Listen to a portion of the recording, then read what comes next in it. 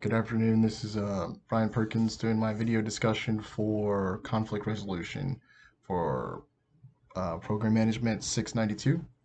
So conflict resolution is a set of techniques and methods that you can use to de-escalate situations between two parties or more when it comes to determining decisions that need to be made and stakeholders that have interest in whatever is going on. Some of the techniques that they listed here that I have are withdraw and avoid, smooth and accommodate, compromise and reconcile, and force or directed, and then collaborate and problem solving. So some of the advantages and disadvantages of all these are obviously the time it takes to do those things. So first with and avoid and withdraw, basically you just pretend like the problem doesn't exist and let it solve itself.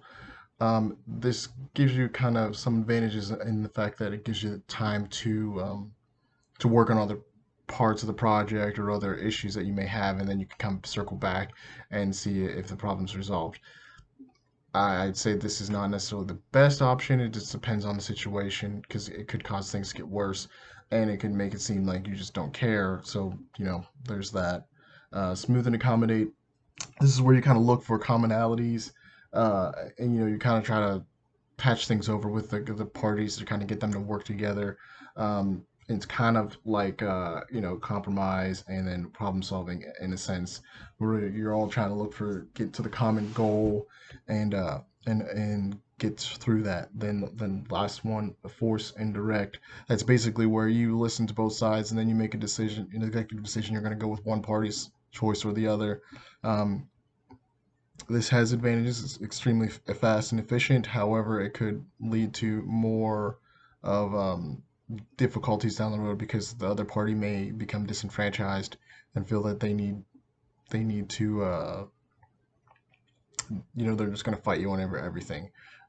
When you're dealing with a difficult person, the first thing you do is just try to explain what you're going on. Listen to them, what their concerns are, and address their concerns. That's generally a lot of things that will solve that issue. If you just address their concerns, then they can see, okay, my opinion matters, and then they'll be more willing to buy in on what you need to get done. Understandably, in my experience as an army officer, sometimes you have to explain it to people, and then you're like, well, at the end of the day, like my decision is my decision, and we're going to do what I'm telling you to do.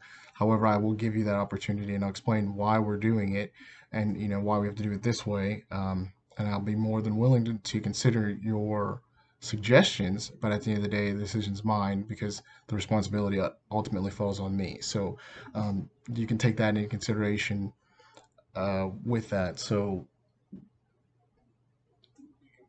with that, I guess that's pretty much what I have. Let me know what you guys think.